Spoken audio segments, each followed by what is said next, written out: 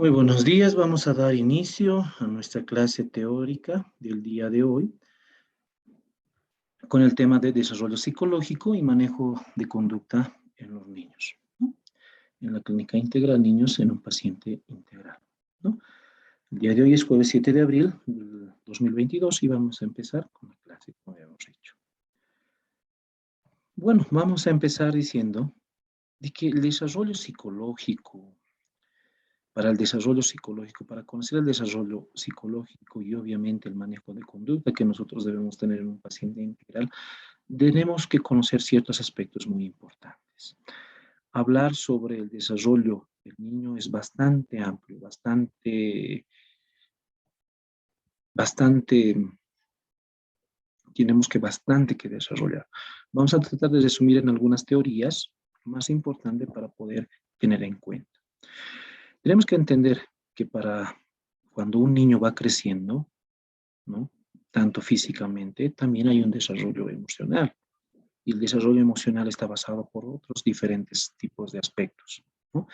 Entonces, para que un niño vaya creciendo, tenemos que conocer primero o entender el desarrollo físico y obviamente el desarrollo psicológico, ¿no? El desarrollo psicológico está intervenido por el desarrollo emocional, el desarrollo cognitivo, ¿no? Cómo se desarrolla emocionalmente y cómo aprende este niño para poder crecer. Y obviamente el desarrollo físico que está dando, ¿no?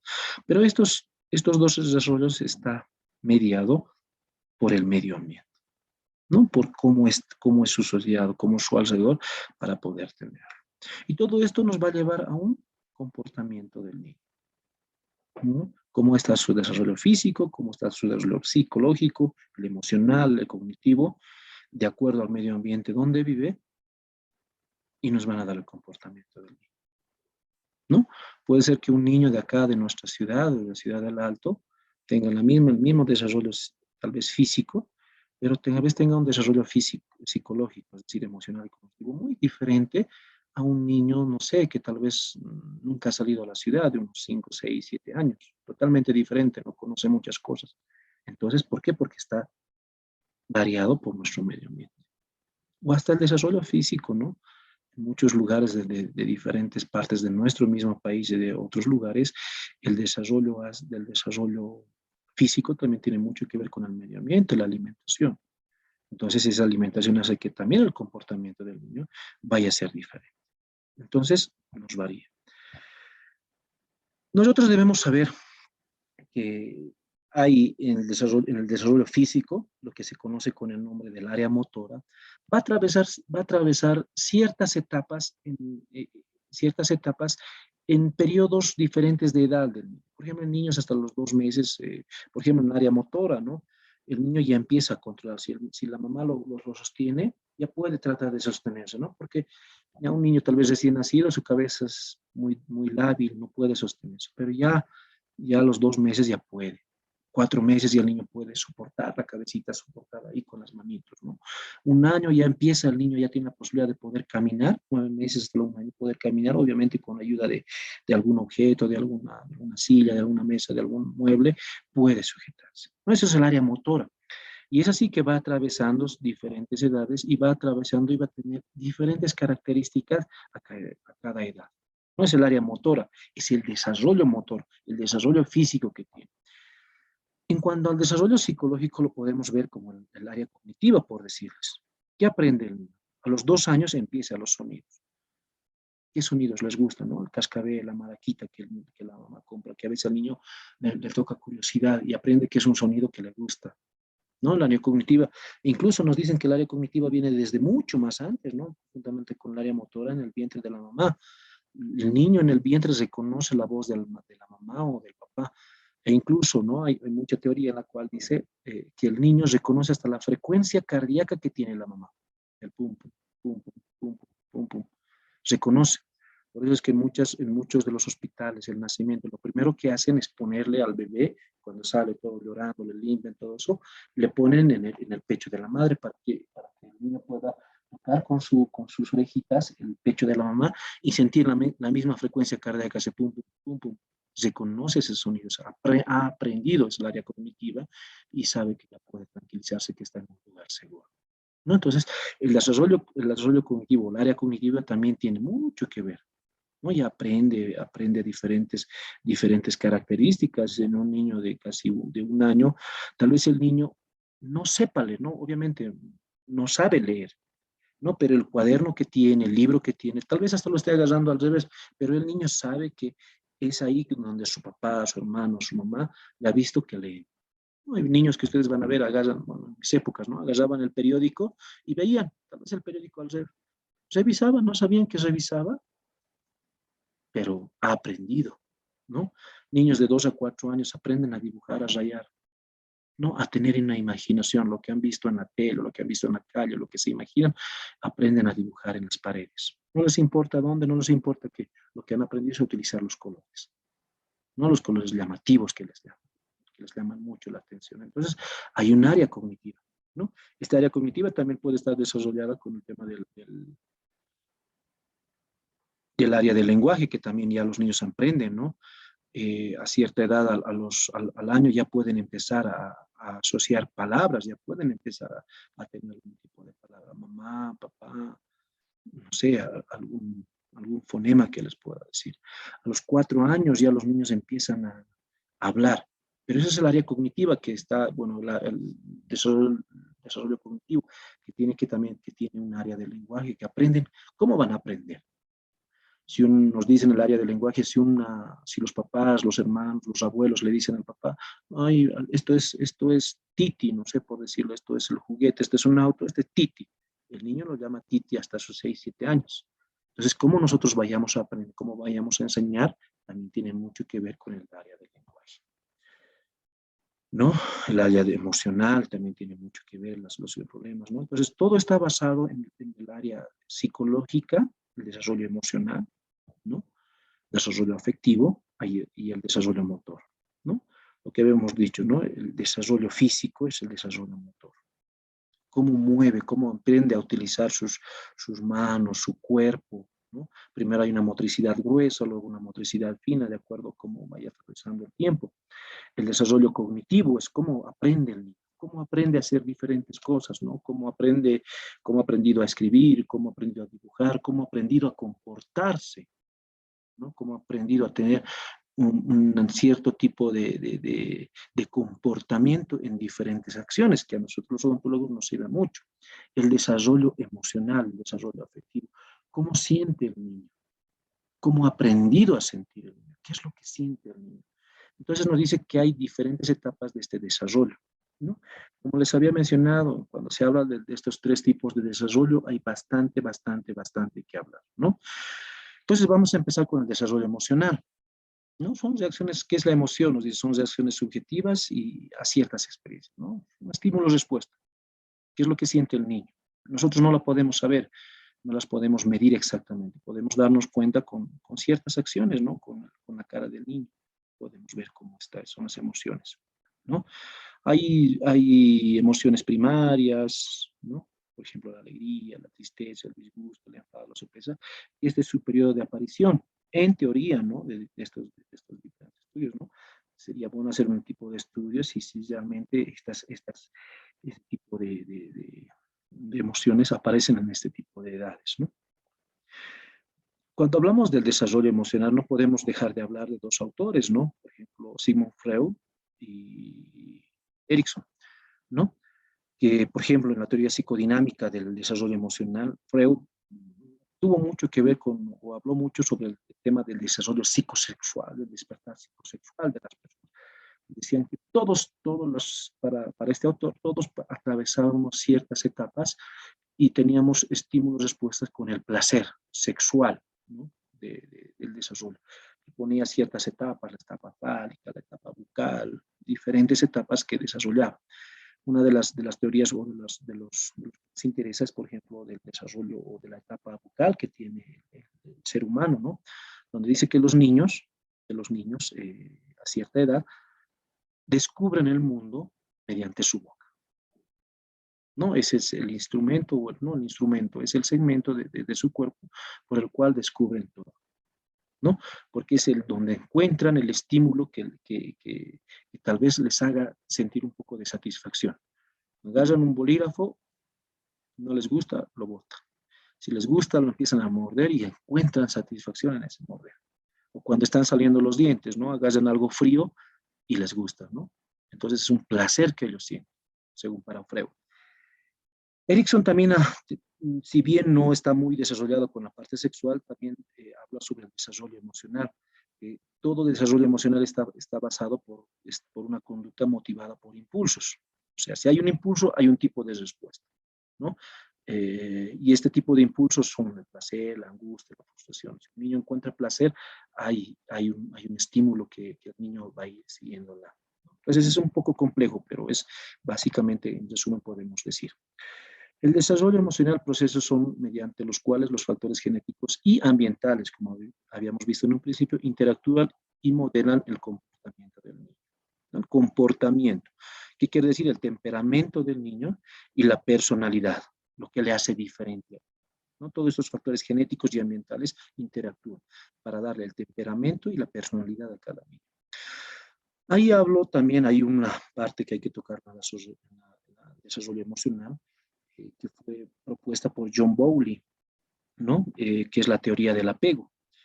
Para este autor hay cinco tipos de apegos, y dependiendo cuál tipo de apego es el tipo de persona que se ha creado, que se ha desarrollado, ¿no?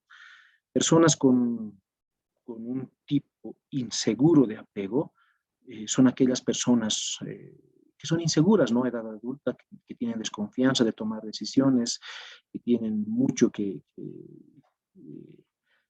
quedarse solos, no admiten, son muy controladores, en algunos casos dicen esos son los tóxicos, como está de moda ahora, aquellas personas muy seguras que han tenido un buen desarrollo en la teoría del apego, que se han criado muy bien, que los papás los han educado, son capaces de querer más, de mostrar más sus sentimientos, pero sobre todo, ¿no? de sentirse seguros de ellos mismos.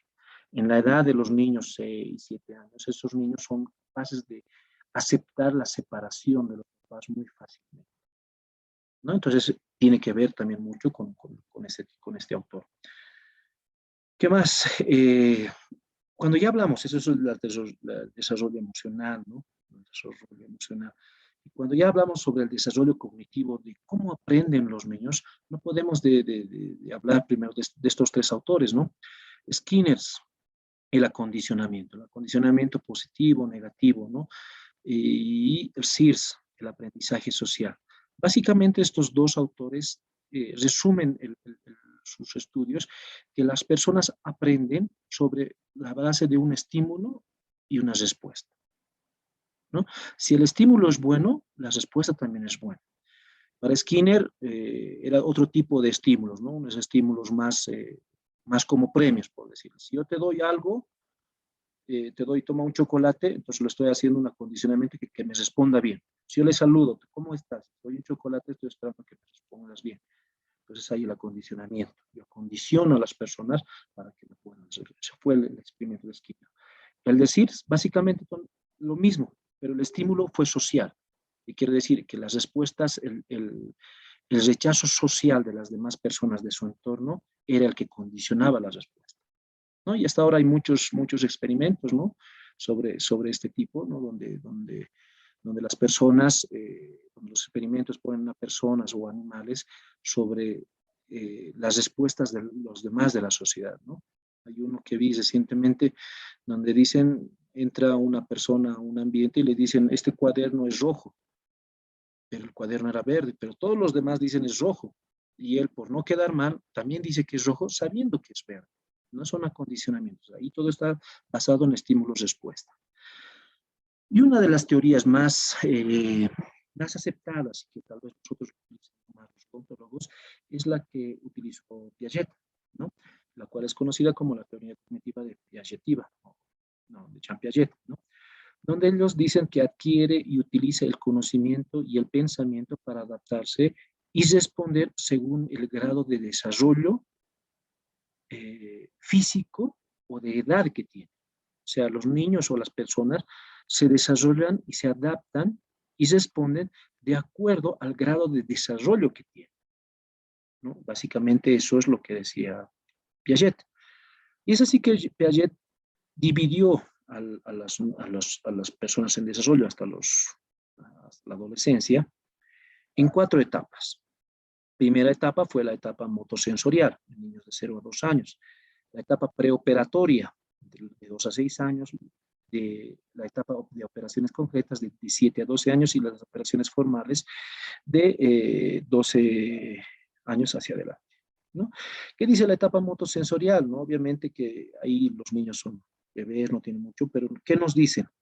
Que hay una excelente relación entre la sensación y el comportamiento, ¿no? Lo que decía, por ejemplo, Sigmund Freud, ¿no? Decía el tema del placer, o el tema del, por decir, del estímulo-respuesta, ¿no? Si hay un comportamiento, hay una sensación, si el niño siente, la persona siente, un niño de 1 año, año y medio, siente de alguna manera, ellos responden motoramente de alguna manera, ¿no? Eso viene desde los recién nacidos, hay reflejos en los recién nacidos, el reflejo plantar, si se le toca después de la presión en una parte de la planta, reacciona de alguna manera, ¿no? Si nosotros le mostramos una sonrisa, un beso a un niño de 1 año, va a reaccionar de manera motora de alguna manera. El periodo preoperatorio, ¿no? De niños de 6 años, como lo dice, ¿no? Es un tiempo donde inician las operaciones mentales. En este periodo el niño empieza con el tema de los planes y de las estrategias, de la imaginación que va a tener, ¿no? Tal vez todos soñamos con esa imaginación, vemos a esos niños de 4, 5 años, empiezan agarrando sus avioncitos, sus autitos, o una caja, o un bidón, o una botella, PET, que agarran y empiezan a imaginarse que estará en su mundo, pero tienen esa imaginación que muchos quisiéramos tenerla, ¿no? Empiezan a jugar, a imaginarse que esto es aquello, que esto es el otro, ¿no?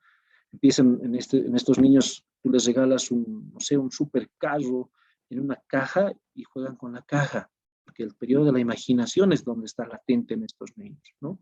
Entonces nosotros empezamos, en este tiempo debemos utilizar la imaginación con los niños, ¿no? Este es mi avioncito, este es mi trencito, esto es mi aquello, porque les enseñamos a imaginar al niño, porque tienen esa capacidad. El niño de operaciones concretas de los 7 a 12 años, ¿no? Ya, como su nombre dice, ya tienen niños de operaciones concretas, ¿no? Ellos ya manejan mucho el tema de los simbolismos, ¿no? Y ahora está en boga más que todo el tema de los celulares, el tema de la comunicación que tienen. Ellos ya no aprenden mucho por letras, ¿no? Si se han dado cuenta, aprenden más por símbolos, ¿no? Los 2 puntitos para nosotros era paréntesis, ahora ya es una carita feliz, un U, una U, W, una U, tienen un simbolismo, entonces ellos aprenden a utilizar eso, ¿no? La imaginación también está, pero la imaginación un poco más concreta, ya más definida hacia ciertas áreas de su desarrollo que ellos tienen. Y el periodo de las operaciones formales en personas de los 12 años, ¿no? Como su nombre dice, ¿no? Ya son operaciones formales, lo que caracteriza a estas personas es que ellos pueden dar solución a problemas que se les vayan a presentar. Diferentes tipos de soluciones, ¿no? Ellos ya son capaces de razonar y dar soluciones y entender el problema y dar soluciones a ese problema. Entonces, debemos comportarnos de una manera diferente y saber qué decir en cada periodo según Piaget, ¿no? Y eso es bastante cierto, ¿no? Por eso es una de las que más se utiliza, porque realmente sí, si uno se lo piensa bien, los niños son de estas características. Con esto ya habíamos visto los de la teoría de aprendizaje de Skinner, de Sears, la teoría de Piaget, la teoría de Sigmund Freud, ¿no? La teoría de Skinner. Estamos aprendiendo básicamente sobre el desarrollo emocional, de cómo sienten los niños, qué es lo que sienten, qué es lo que piensan, y el desarrollo cognitivo, de cómo aprenden los niños. ¿De qué nos servirá a nosotros esto, no? Como odontólogos, esto tal vez está más a profundidad para aquellas personas que se dedican al tema educativo, ¿no? Porque ellos tienen que enseñar a los niños a cómo comportarse, el tema de las actividades que tienen que realizar, ¿no? El aprendizaje que tienen que realizar en los colegios. Sumamente los profesores dominan muy bien esto porque están basados en todas estas teorías bastantes años, ¿no? Entonces, ¿de qué nos servirán? Tal vez digan, ¿no? Pero ¿para qué nos sirve a nosotros? Es sumamente importante, ¿no? Con un poco que tal vez lo hemos visto, Porque nosotros sí enseñamos, tenemos que enseñar. En los niños donde se pone más énfasis es en la prevención. Y para poder prevenir tenemos que hacer promoción. ¿Qué es promoción? Es el educar. Entonces tenemos que educar tanto al niño como a veces a los papás y a los hermanos, ¿no? A veces a toda la familia. Debemos aprender eso. Entonces debemos saber el comportamiento de cada niño, de cada edad de ese niño. Entonces podemos tratar de manejar algunas características generales a diferentes edades, ¿no? Vamos a resumir un poquito. Por ejemplo, en los niños de 2 hasta 2 años hay un desarrollo de las actividades motoras. Ya lo hemos visto, ¿no? Empiezan cada vez a sostenerse, empiezan a caminar, todo esto, ¿no? Entonces hay la capacidad de gatear y caminar. Tenemos que tener en cuenta eso. Los niños ya tienen ese desarrollo del lenguaje que habíamos visto. Produce sonidos y gestos, ¿no? A los 2 años empiezan a producir sonidos y gestos, ¿no? Ustedes verán qué tipo de gestos será este. Muy expresivos algunos niños. En esta edad, los niños aprenden a decir no, ¿no? Ahí vemos un poco de lo que decía Freud, ¿no? Del placer de la boca que uno siente, ¿no? Lo que le gusta a uno. Hay bastantes, a partir de los 6 meses los niños pueden recibir ya alimentación, otro tipo de alimentación, pueden iniciar con otro tipo de alimentación. Y hay muchos niños que cuando les dan la comida, les muestran unos chocolates o una Coca-Cola, se sonríen, ¿no? Entonces aprenden a decir no. Y a veces nosotros les decimos a los niños, abre la boca y están, no quieren, porque han aprendido a decir no. Control de los esfínteres. Tienen la capacidad los niños a partir de año y medio, 2 años de controlar sus esfínteres, ¿no? Un poco ya aprenden, ¿no? Algunos más tiempo, algunos menos tiempo. Tiene mucho que ver con el desarrollo psíquico y emocional, a veces con los problemas que también tienen en la familia, ¿no? Identifica voces, es muy fácil, ¿no? La mamá está ahí, habla, empieza. Incluso reconoce hasta el tono de la voz de la mamá. Si la mamá está enojada, el niño ya un poco se asusta. Si la mamá le canta, le habla bonito, sonríe. Entonces, podemos utilizar nosotros eso. Se conoce a esta edad a partir del año generalmente, porque los primeros meses no reconoce así otros rasgos faciales exactamente, no reconoce, no los reconoce, más identifica los ruidos, los sonidos, ¿no? Ustedes le ponen a un niño una cara redonda, un globo, por decirles, tal vez hasta lo pueda confundir con una persona, según la teoría, porque no está todavía desarrollado. Todo lo que tiene la forma de cara, por eso tiene esa imaginación de poder desarrollar. Y a partir del año o más allá, ya identifican gestos, ¿no? Entonces reconocen al beso como una expresión de afecto. Si el niño, alguien lo besa, todo eso lo reconoce, ¿no? Obviamente con los temas de bioseguridad y con el tema de las ventanas de inefectividad que también se tienen, hay que tocar mucho el tema de la expresión del afecto. ¿Cómo puedo yo actuar en este tipo de niños? Porque nosotros realizamos atención a nuestros pacientes, ¿no?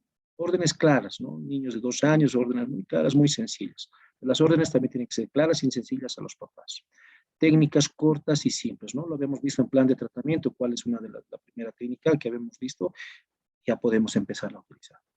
En este periodo es sumamente importante la colaboración y la presencia de los padres. No podemos actuar sin la presencia de los padres.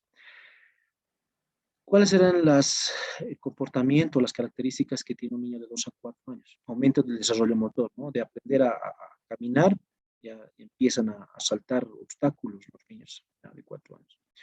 A la edad de los 2 años aparecen lo que muchos conocemos, los conocemos con los terribles 2, ¿no? Los niños generalmente en esta edad, casi todos los niños empiezan. Es ahí donde pueden desarrollar o simplemente es un periodo muy corto, donde los niños empiezan a un comportamiento realmente bien fuerte, ¿no? A las rabietas, a disgustarse. Si no son bien controlados por los papás o por las personas con las que está, y vamos a ver niños que gritan en la calle, que jalan, que lloran, que botan todo, ¿no? Si un niño es bien controlado, pasa desapercibido este periodo, ¿no? Los niños aprenden a tolerar y esperar periodos cortos, ¿no? 3, 4 años ya aprenden, pueden soportar. Periodos cortos, pero aprenden. Nosotros cómo les vayamos a enseñar, pero tienen la capacidad de poder realizarlo. Todavía tienen, entre los 2 a 4 años, tienen la dificultad de establecer relaciones con otras personas, ¿no? Siempre se esconden. A un bebé tú lo agarras, le quieres agarrar, le dices, ven, ven, ven, ven, ven, ven, ven, ven, le dices y el niño se da la vuelta, ¿no? Eso siempre pasa, porque no pueden, no tienen esa capacidad de relacionarse. Solo es su mamá, su papá o unas otras 2, 3 personas más. Cuando llega a los 4 años, se empieza a limitar. ¿no? Quieren imitar todo lo que hacen. Si ya es la primera, segunda, tercera vez que están yendo al odontólogo, al dentista, el dentista agarra el espejo, quiere agarrar el espejo. Si el dentista les ha enseñado a lavarse los dientes a a la mamá, el dentista también, el niño también empieza a lavarse los dientes. Si el niño ve que los papás están lavando los dientes, el niño también quiere lavarse los dientes, ¿no? Entonces él dice, yo también. Debemos saber también cómo utilizarlo. Al llegar a los 4, mejora la capacidad de relacionarse y acepta la separación de los padres. Eso tenemos que tener muy en cuenta, ¿no? Que dice que a partir de los 4, el niño tiene la capacidad de poder relacionarse con las demás personas y tiene la capacidad de aceptarse, de aceptar la separación de los papás, ¿no? Lo que habíamos dicho de la teoría del apego de John Bowlby. Tiene la capacidad, pero ahí veremos si los niños pueden o no pueden, si están aptos o no están aptos para poderse separar, ¿no? Pero tienen esa capacidad. ¿Cuáles serán mis sugerencias, ¿no? En estos niños de 2 a 4 años? Lo mismo que vemos, Luis, ¿no? Teoría, tratamientos tal vez un poquito más complejos, pero tienen que ser simples y obviamente rapidísimos, ¿no? En un 2x3, ¿no? Y aquí ya obviaré mis pasos, mi aislado absoluto, algunas cosas, voy a obviarlas, ¿no? Con algunos aditamentos. Seguramente lo vamos a ver en pacientes de menos de 3 años, atención a pacientes de menos de 3 años, lo vamos a ir identificando ahí. Evitar los niños donde los niños puedan aprovechar de la situación y hacerse dueños de la situación, ¿no? Ya a los 4 años los niños empiezan a con ese imitar yo también, ¿no? Y ahí, ¿qué es esto? ¿Cómo? ¿Y por qué? Pero mi amigo, es que mi mamá, mi primo, yo he hecho así, mi papá dice esto. Entonces, a veces pasa 1 hora y no hemos hecho absolutamente nada porque el niño ha dominado la situación. Entonces, nuestras tienen que ser órdenes sencillas y claras, ¿no? Y siempre, ¿no? Ya empezar a elogiar, ¿no? Los niños ya a esta edad, 3, 4 años, ya empiezan a conocer lo que es el elogio, las respuestas positivas, el condicionamiento que habíamos visto, ¿no? En los niños de 4 a 6 años tienen muy poca paciencia, ¿no? Pero dependiendo cómo hayamos enseñado antes, si es en el periodo de los 4, 3 y medio, 4, hemos enseñado a poder aprender a esperar y tener la boca abierta, el niño puede, pero tiene muy poca paciencia. Tiene la capacidad de razonar, o sea, entienden, ¿no? Tenemos que hablar a un niño de 6 años o de 5 pensando que es un bebé de 2, 3 años que no nos va a entender, no se entiende. El tema es hablarle con órdenes claras y sencillas y no utilizar términos que tal vez ellos no los conozcan. Responde muy bien a los elogios, ¿no? En el periodo de los 4 años habíamos dicho que los niños aprenden a separarse de los padres y aprenden tienen la capacidad de relacionarse con otras personas y más aún en nuestro medio por el tema de la educación que tenemos, porque esto hace que los niños puedan aprender a desarrollarse y a conectarse con otras personas. En niños de 4 años entran a prekinder, niños de 5 años a kinder y en niños de 6 años a primero de primaria. Un niño que ha asistido a toda esta secuencia, en los 4 años ha aprendido ya a conocerse con otras personas. La mamá la ha ido a dejar el kinder, la mamá o el papá ha estado mirando ahí todas las 2 horas o 3 horas que estaba el primer día, han estado separados. A veces el niño es el que se entra tranquilo y la mamá es la que, o el papá es el que está llorando allá afuera, ¿no? Toda esa situación. Pero ya el niño aprende a conocer. ¿A quién conoce? A la profesora. En algunas escuelas o algunas unidades educativas tienen hasta un personal auxiliar, conoce a una persona, a su amiguito, a su amiguita, se sientan en unas mesas hexagonales, no sé si han visto, es una norma que se tiene aquí en los niños inicial. 6 niños de la mesa ya los conoce. El Juanito, la Juanita, el Pedrito, la María, ya los conoce. Ya conoció otro mundo. No sé si les ha pasado, dicen, mi amiguito el Juanito dice que esto, dice que aquello, la profesora dice que esto, ¿no? Tiene esa capacidad de relacionarse. ¿Quién más conocen? A la portera, ¿no? La portera, la que dice, no ensucien, no corran, o a la directora, la persona de autoridad, ¿no? A la que se escapan todos, o a la casa que vende allá dentro de la escuela, la que está vendiendo, ¿no? A la otra casa que venden allá afuera al momento de salir de la escuela. Entonces, hay diferentes formas de conocer a las personas. Entonces, el niño puede relacionarse con otras personas. Entonces, puede relacionarse con nosotros también, ¿no? Y por ese mismo hecho que ya hasta 4 o 5 años pre-kinder, ¿cómo les califican los profesores, no? No les ponen 70, 90, 80, ¿no? Les ponen una carita y les dice, muy bien, sigue trabajando, excelente, ¿no? Entonces, les ponen esos diferentes tipos de características, ¿no? ¿Cuál será mi sugerencia de tratamientos en los niños de 4 o 6 años, ¿no? Obviamente, como tienen muy poca paciencia, tengo que tener una firmeza. No quiere decir rudeza, ¿no? Una firmeza en el tratamiento. Obviamente, como responde muy bien a los elogios, tengo que elogiar cada acción positiva que tengo. No puedo dejar pasar. Si me ha abierto la boca, me ha tenido un buen tiempo, muy bien, te has comportado muy bien. Si en el momento de la punción yo le echo la punción, en ese momento, bueno, también tendré que felicitarle después de haber terminado, ¿no? Entonces tengo que realizarlo. Niños de 6 a 8 años.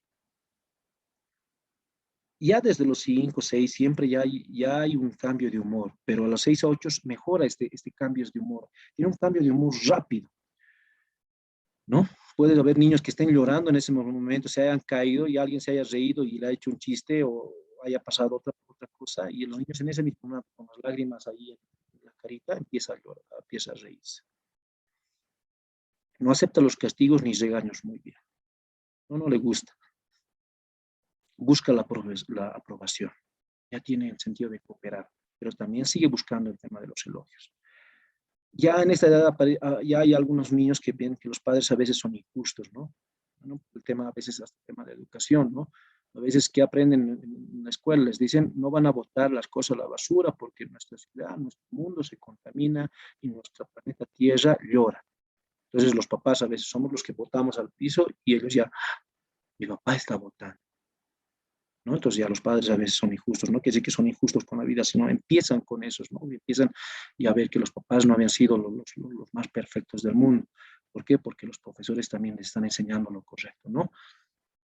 Un ejemplo que me pasó conmigo, por ejemplo, cuando mi hija tenía esa edad, decía, la profesora les ha enseñado, cada vez que ustedes arrancan y maltratan y echan a perder una hoja de cuaderno, están matando un árbol. No, yo justo, no sé, recuerdo las veces, agarré una hoja y lo arranqué de mi agenda, plaf, lo rompí, lo arrugué y lo boté a la basura. Papi, no puede ser, no puedo creer que tú, ahí estás matando un árbol, ¿no? Ya soy el injusto, ¿no? Soy el tema de... Entonces los niños empiezan a tener ese tipo de sentimientos. ¿Cuál será mi sugerencia, no? Generalmente en este periodo de 6 a 8 años los niños empiezan a tener un poquito más de temor, porque no quieren los regaños, no aceptan muy bien ser castigado y no se olviden que habían tenido un desarrollo en cuanto a la imaginación un poco mayor. Entonces no les gusta eso, ¿no? A veces ese tema del miedo les enseña a ser agresivos, mucho más en varoncitos que en las mujercitas, ¿no? Entonces ellos lo que necesitan es comprensión. Para eso nosotros que tenemos que hacer explicaciones simples pero detalladas, ¿no? O sea, cosas que ellos entiendan, no exagerar, ¿no? Pero también tenemos que hacer muy bien el tema y seguir practicando el tema del elogio. Todas las acciones positivas, elogio, elogio, elogio, ¿no? Elogio, muy bien. El elogio puede ser, no siempre es regalarle algo, ¿no? Es darle un beso, darle ponerle una estrellita, ¿no? Una estrellita, ponerle un muy bien, hacerle muy bien, guiñarle el ojo, sonreírle. Esas son respuestas positivas, ¿no? Y obviamente tenemos que ajustar nuestra actitud al intelecto y al lenguaje que ellos tienen, ¿no? Entonces tenemos hasta saber de qué vamos a hablar con los niños, ¿no? Si al niño le gusta el Free Fire, bueno, tenemos que hablar de Free Fire. Si el niño está con Mario Bros todavía, bueno, con Mario Bros o con que dibujos animados estén, tenemos que conocer. En los niños de 9 a 11 años hay mayor independencia, ¿no? Ya los niños tienen independencia, ya son un poco más grandes, hay mayor importancia a los amigos, ya tenemos que empezar a utilizar los amigos como un signo de ejemplo, ¿no? No de compararlos, no de lastimarlos, pero ya podemos empezar a utilizar a los amigos como algún ejemplo.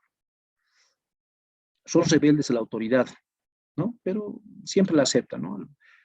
Al profesor, a la profesora, al regente, a la directora, al directora, siempre les tienen un poquito de rebeldía, pero siempre aceptan. Entonces nosotros también tenemos que ser.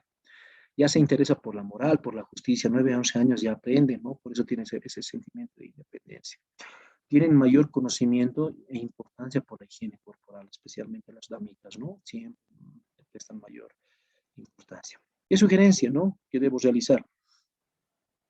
Tenemos que enseñar que el niño es responsable de su salud. Si tus dientes están así, tú, te estás, tú no te estás lavando, ¿no? Tampoco podemos decir, ay, qué cochino estás, ¿cómo no te vas a lavar los dientes? ¿No? Cosas de ese término no debemos utilizar, siempre elogiando, ¿no? Eh, Hacerle notar que es tratado con justicia, ¿no? Porque ya le importa la moral. Tenemos que hacerle entender. Estamos tratando de esta manera porque es por tu bien. Lo que queremos es esto, sin tratar de lastimar sus sentimientos. Y siempre motivarlo por los buenos hábitos. Qué bien que te has lavado los dientes. Se nota que te has lavado los dientes. Muy bien, te felicito. ¿No? Son elogios que uno puede realizar. Ya niños de 12 años ya necesidad sentimental y sexual es muy importante, ¿no? Ya los niños empiezan con eso, otra vez Simón Freud menciona también eso, ¿no? La necesidad sentimental de buscar el tema de, es muy, muy de boga, ¿no? Que los niños novia, que nosotros no lo hacemos, ¿no? A veces los mismos padres, el mismo entorno social, el mismo medio ambiente hace que se vea el tema sentimental, ¿no? El tema sexual, lamentablemente.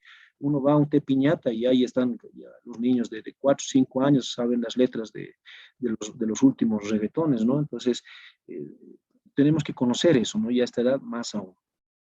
Hay una rebeldía y rechazos un poco, por eso son medio complicados a partir de los 12 años. Ahí ese periodo de los 12 años se repite, se vuelve a pasar en esta edad. Es medio difícil entender a veces a los niños. Hay una cierta rebeldía y hay rechazo a las ideas establecidas. No quieren lo mismo, ¿no? Hay narcisismo, son ellos, son un poco ya se peinan, o sea, en lugar de ver a los niños se peinan, se miran del espejo, ustedes den el espejo facial y se empiezan a mirar, todo eso. Pero son tímidos, ¿no? El tema de la emoción hacen que sean tímidos dependiendo del apego que han tenido, ¿no? Hay una necesidad de estimación, quieren que los demás que las demás personas los quieran, pero no quieren ser iguales a otras personas, por eso rechazan las ideas establecidas. Buscan una identidad, ¿no? Pero esa búsqueda de identidad en muchos casos no es de ellas, sino es tal vez de algún artista, de algún personaje, de algún familiar, de algún mayor, de algún primo, de alguna tía, buscan una identidad, pero tal vez no una identidad original, ¿no? Pero buscan su identidad.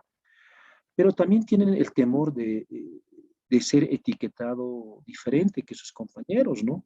No les gusta.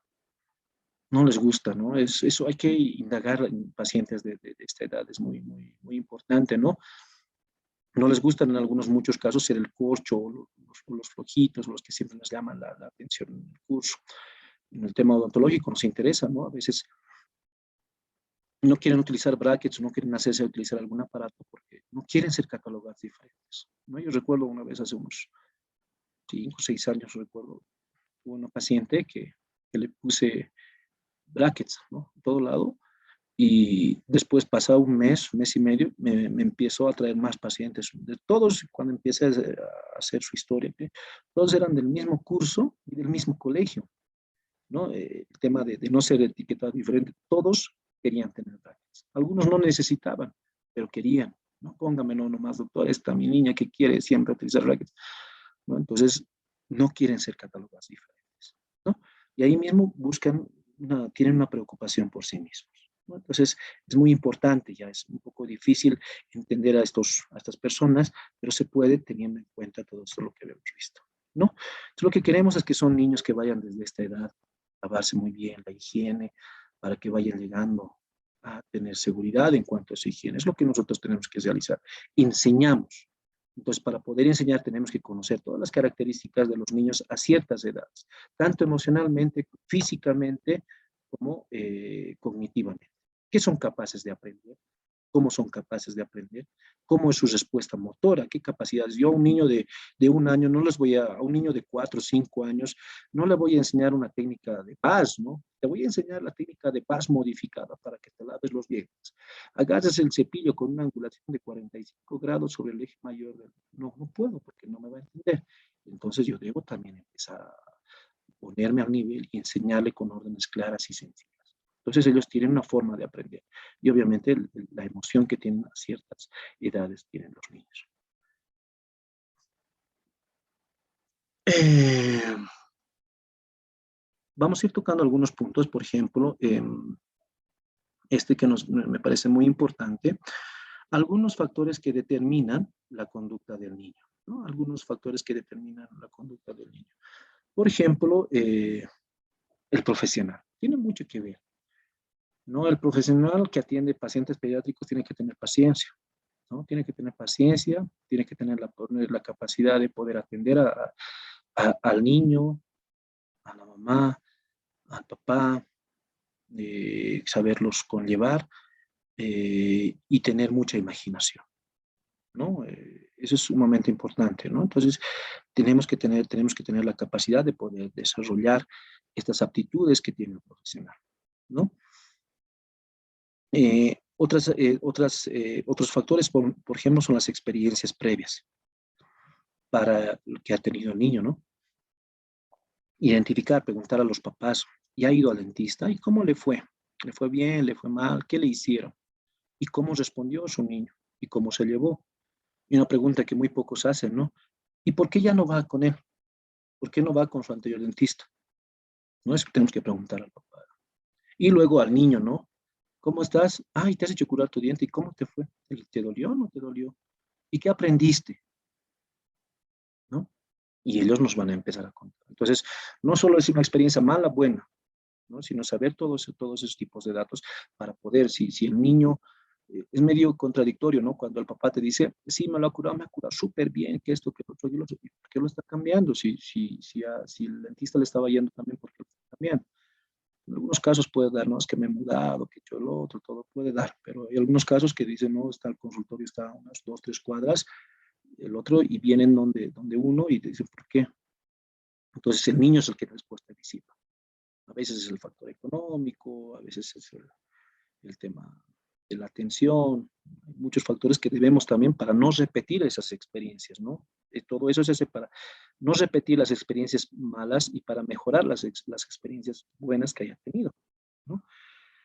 La separación de los padres. Niños hasta los 4 años, como habíamos dicho, no tienen que estar colaborándonos. Pero a partir de los 4 años tenemos que empezar a separar, ¿no? Los papás, ¿no? Tenemos que ir viendo. El coeficiente, la edad, el sexo y la cultura, ¿no? Tenemos que tener muy en cuenta que van a determinar la conducta del niño, ¿no?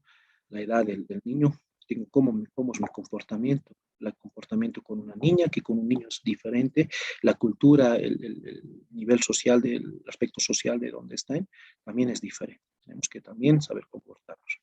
La duración y la hora de la visita, ¿no? La duración, periodos máximos de media hora, ¿no? Media hora para toda la consulta, no solo para el tratamiento específico, ¿no?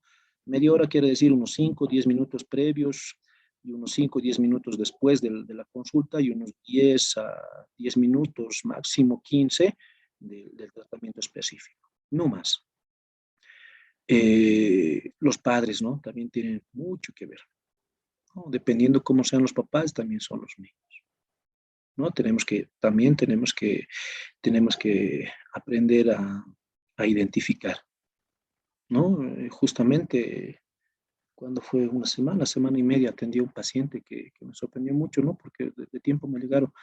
El niño estuvo bien y de pronto el papá empezó a hablar, me hizo algunas preguntas y el niño ya empezó a hablar también y empezó a tartamudear, ¿no?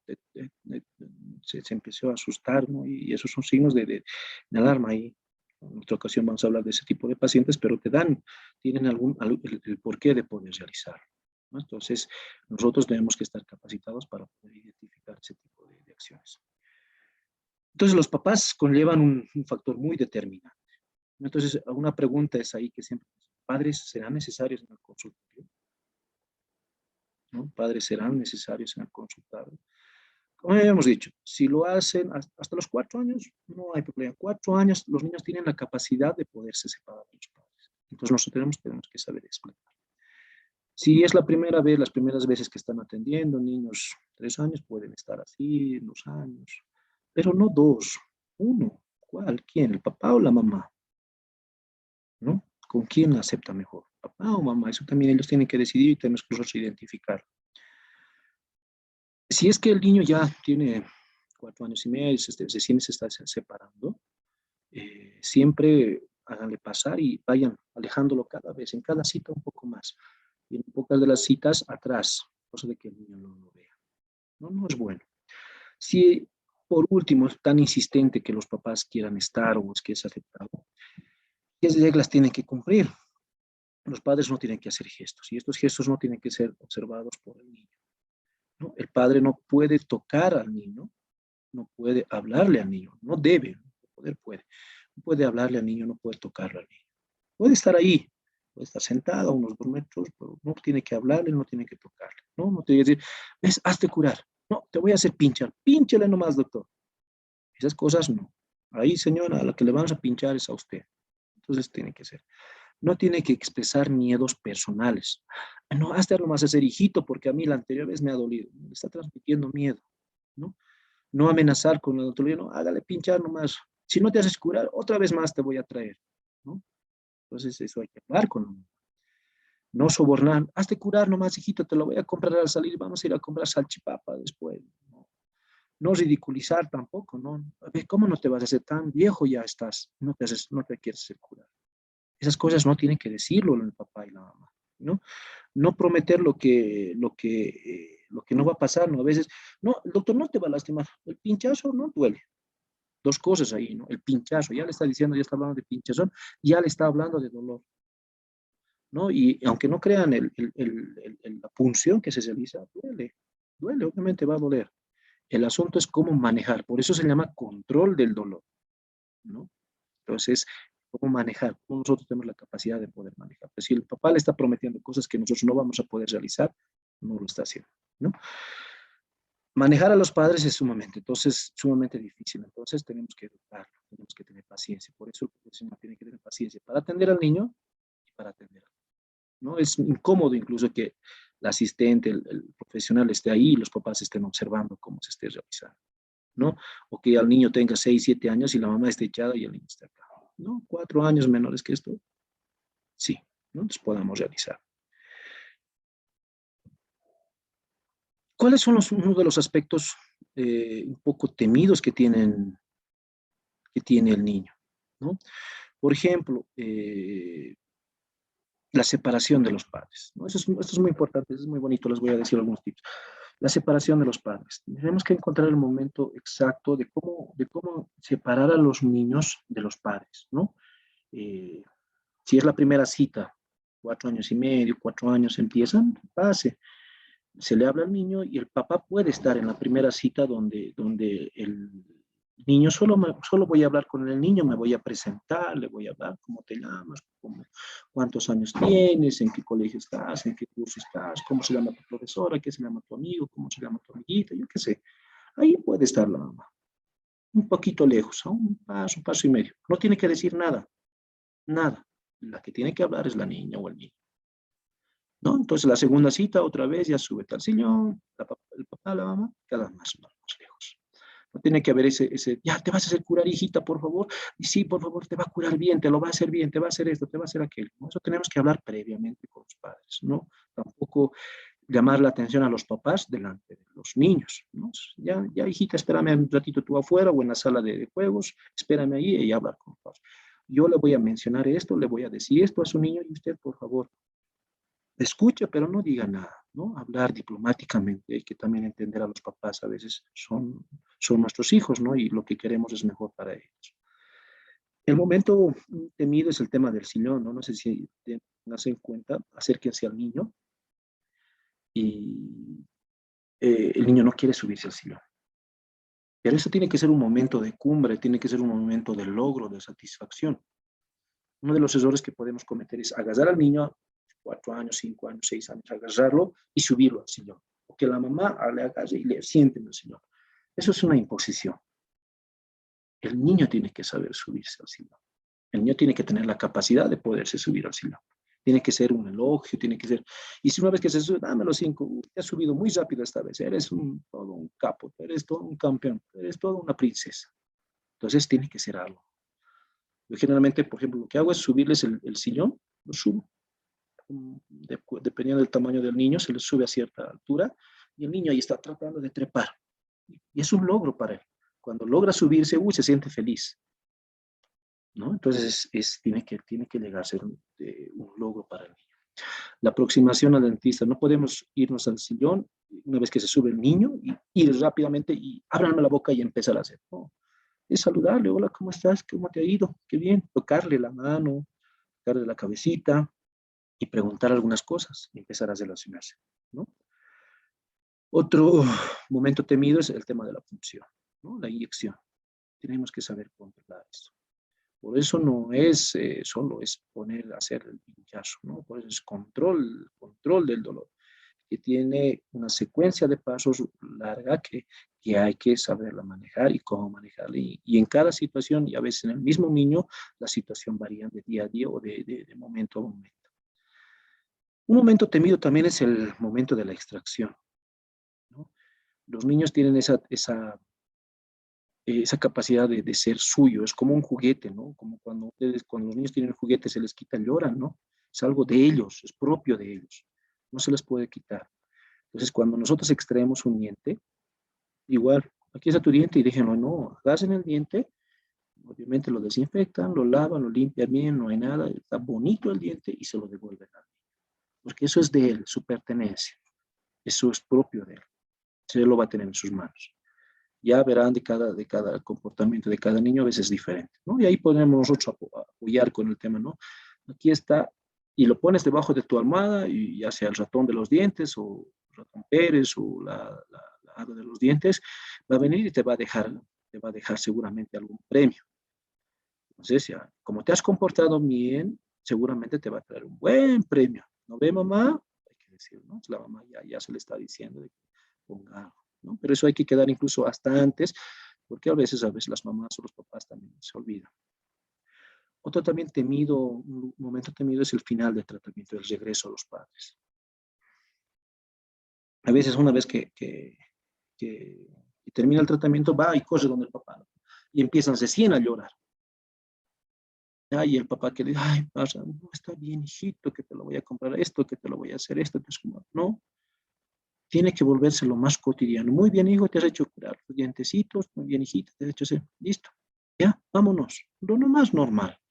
Tiene que ser algo rutinario, tiene que ser algo que él aprenda a prestarle importancia, y que va a depender de él, el tema del cuidado de sus dientecitos. ¿No? No es algo que el papá tenga que o la mamá tenga que recompensar, ¿no? Entonces también tenemos que hacer y enseñar al niño y obviamente a los papás, ¿no? Entonces es sumamente importante este aspecto.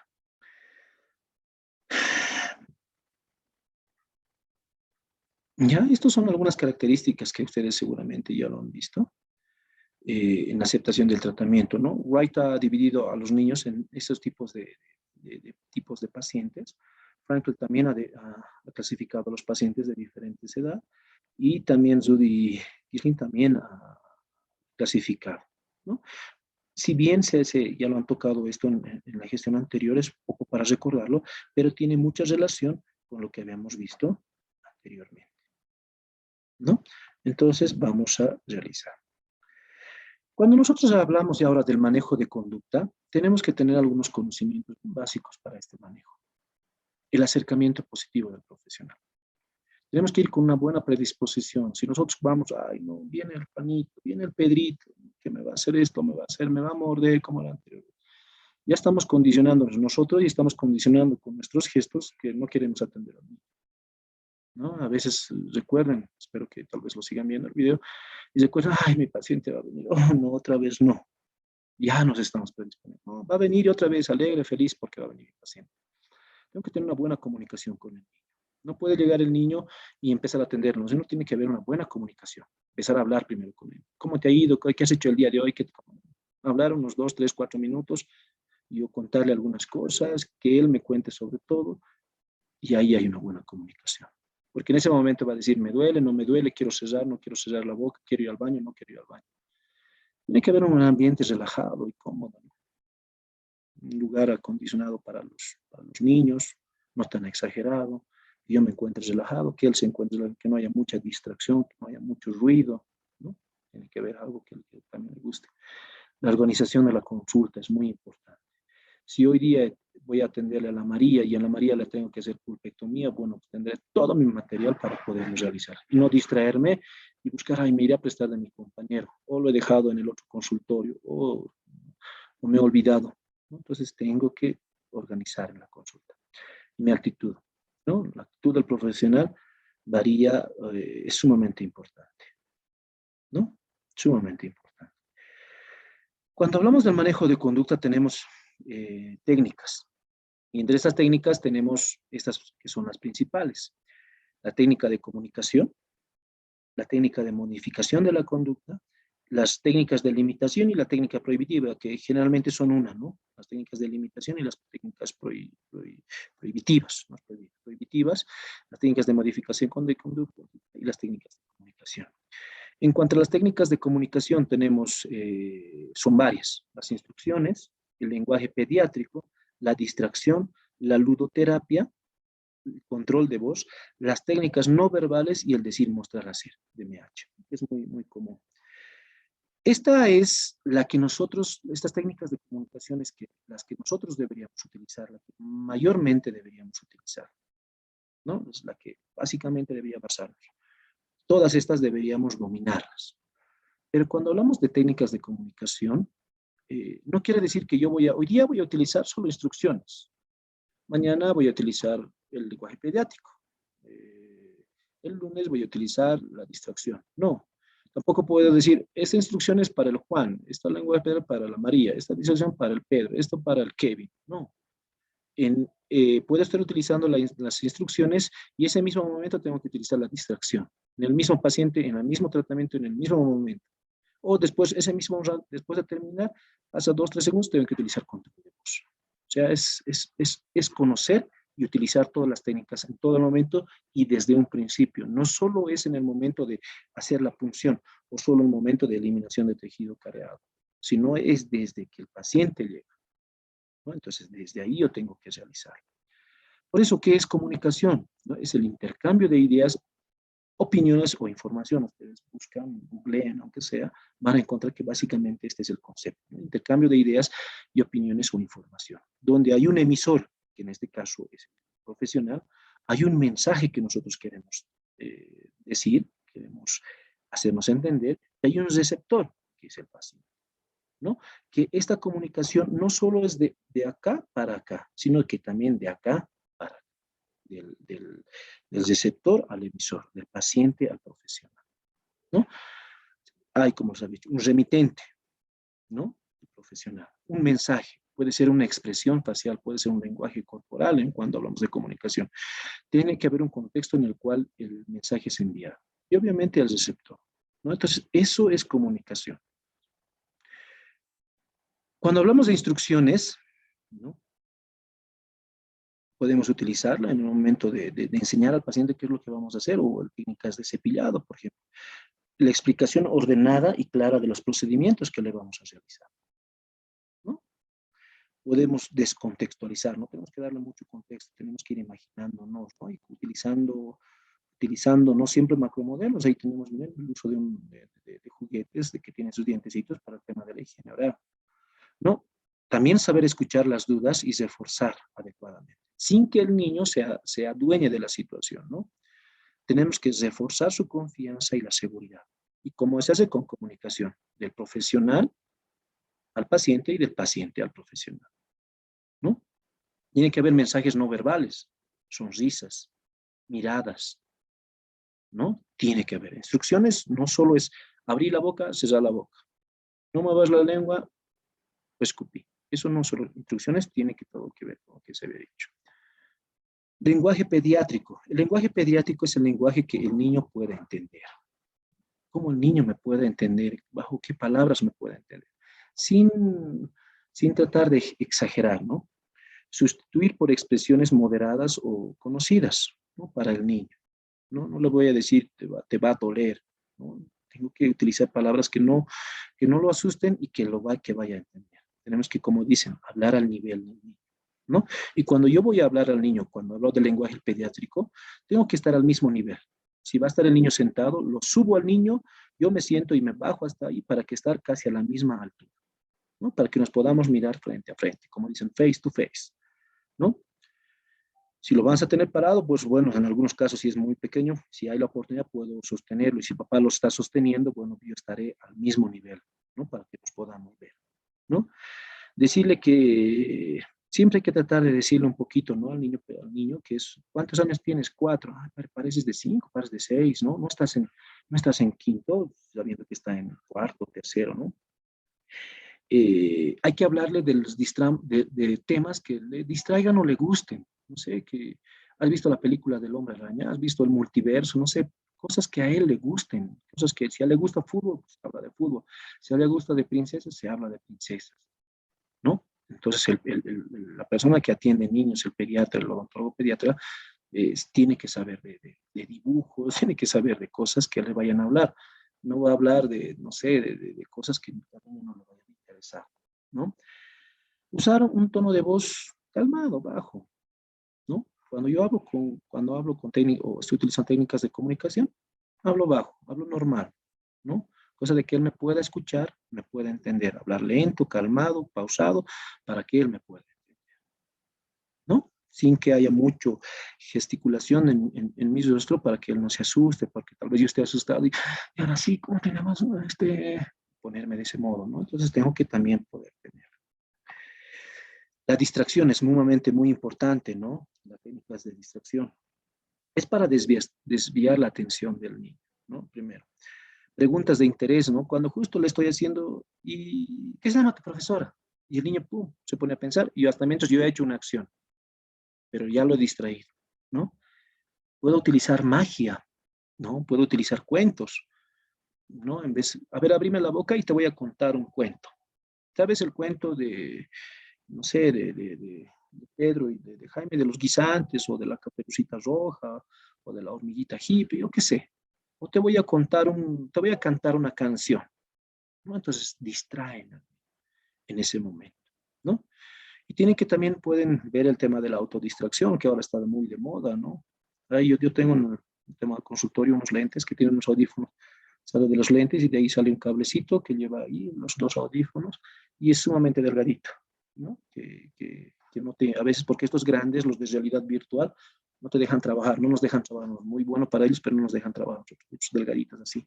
Entonces pueden utilizar, o lo que están utilizando ahora, ¿no? El tema de los celulares, ¿no? Entonces, es una buena técnica también el poderse del tema de la autodistracción. O a veces un simple barbijo, una simple gorra hace que se puedan distraer, una TV, algo que se puedan distraer. Otra técnica de comunicación es la ludoterapia, ¿no? El juego. Generalmente hay un área de juego que se puede realizar, ¿no? Donde hay títeres, donde el profesional puede participar, el asistente, hay diferentes materiales que se puedan distraer. Generalmente es la ludoterapia, como su nombre lo dice, son juegos para educar. ¿Para qué? Para que se pierda un poquito la situación. El objetivo es para que se pierda la seriedad a la situación de la atención odontológica, ¿no? El profesional en este caso es el que guía e inicia el juego. No puede decir, toma y juega, ¿no? Si es teatro, tiene que participar, tiene que iniciar y tiene que poder jugar. Y obviamente tiene que ser juegos acorde a su edad. No le voy a dar un juego de títeres a un niño de 12 años. No le va a interesar mucho. Podemos utilizar hasta los juegos para enseñar y para educar. También podemos enseñar. Tú vas a curar a este paciente. Hay juegos, hay aplicaciones ahora para celulares que pueden descargarlas y pueden jugar con los niños. También es el tema de ludoterapia, un poco más actual, pero también. El control de voz. El control de voz es sumamente importante, ¿no? El control de voz sirve, o el objetivo es para restablecer la comunicación que yo he perdido con el niño, ¿no? A veces yo estoy distraído como profesional y el niño ya empieza a cerrar la boca, ¿no? O cuando yo estoy poniendo la anestesia, ya quiere llorar, está empezando y pone su mano. En ese momento yo controlo de voz. Ya les había dicho que cuando yo hago técnicas de comunicación, mi lenguaje es pausado, calmado, tranquilo, pero cuando ya estoy haciendo control de voz, elevo un poco la voz. Puedo elevar, ¿no? No, abrí. Entonces yo elevo mi tono de voz. Entonces, y ahí el paciente un poquito se asusta o vuelve a comunicarse con nosotros y abre la boca. O de lo contrario, puedo bajar la voz, ¿no? Y ahí el niño se sorprende, no ha escuchado lo que ha dicho, es que seguramente él se estaba distrayendo, él va a pensar que estaba distrayendo y se queda quieto. No es solo alzar la voz, sino también a veces bajarla. O decirle algún elogio o algo con más cariño, ¿no? Entonces, el control de voz no solo es subir, es moderar la voz. Alzar, bajar la voz, ¿no? Entonces, en momentos que yo he perdido, ¿no? Especialmente cuando a veces las conductas también pueden ser utilizadas cuando las conductas son inapropiadas. También pueden ser, este control de voz también pueden ser asociadas con expresión facial, ¿no? O con los ojos, ¿no? O muy bien, sonreír con los ojos, ¿no? Y cuando una vez que porque el objetivo, ¿cuál hemos dicho? Es establecer la comunicación. Y cuando yo ya he logrado establecer la comunicación, se le agradece. O tengo que elogiarla. Muy bien, has abierto la boca. Excelente, así me gusta. Eres un campeón, eres una princesa. Mereces 100, qué sé, pero darle un elogio. Eh, Otra técnica de comunicación es la técnica no verbal, ¿no? En esta ya no hablo. En muchos casos, a veces, hasta el mismo niño se cansa de que tanto le estemos hablando, que le estemos dando órdenes, órdenes, órdenes. Entonces, tenemos que planificarnos nosotros que en algún momento tengo que utilizar técnica no verbal. Especialmente a veces si está utilizando algún dispositivo que está distrayéndole, con audífonos nosotros le vamos a hablar, no nos va a escuchar. Entonces, tiene que vernos, ¿no? En las técnicas de, de técnicas no verbales, por ejemplo, lo que tenemos que tener en cuenta es la posición espacial, o sea, en qué posición respecto al paciente nosotros nos encontramos, ¿no? ¿Cuál es la posición en ese momento en el que nos encontramos? La postura que nosotros vamos a adoptar. ¿Cuál será mi postura corporal que yo voy a tener? Y obviamente la de mis manos, ¿no? Técnica no verbal también es el tema del control visual, ¿no? Mirarle al paciente. No, yo ya le puedo decir, cada vez que te toque la carita, me tienes que mirar. Cada vez que te haga así, me tienes que mirar. Cada vez que te toque la orejita, me tienes que mirar. Cada vez que te toque el mentón, me tienes que mirar. Entonces porque esta vez está distraído. Si no está distraído, se le dice, ¿no? Entonces, mira. Entonces, si yo le toco, ya sabe que me tiene que mirar y mantenemos ese nivel. Y le sonrío con los ojos, le guiño con los ojos, le muevo las cejas. Eso es una técnica de comunicación. No le estoy diciendo muy bien, le estoy diciendo excelente, le estoy diciendo ayúdame. O simplemente mirarlos. A veces ustedes hagan el ejercicio con sus pacientes niños, mírenle a los ojos, mantengan un contacto visual, ¿no? Mantengan un contacto visual. Hay algunos niños incluso que juegan a ver quién baja la mirada antes, ¿no? Entonces están ahí, obviamente dejen de trabajar, no van a estar mirándole y contacto visual es a veces mirarle, hacer, mirarle, hacer. Siempre están mirando sus ojos. Pero pueden hacer el juego de un rato dejar de hacer y mirarle a los ojos y estar mirándoles, ¿no? Entonces, eso es una técnica de comunicación.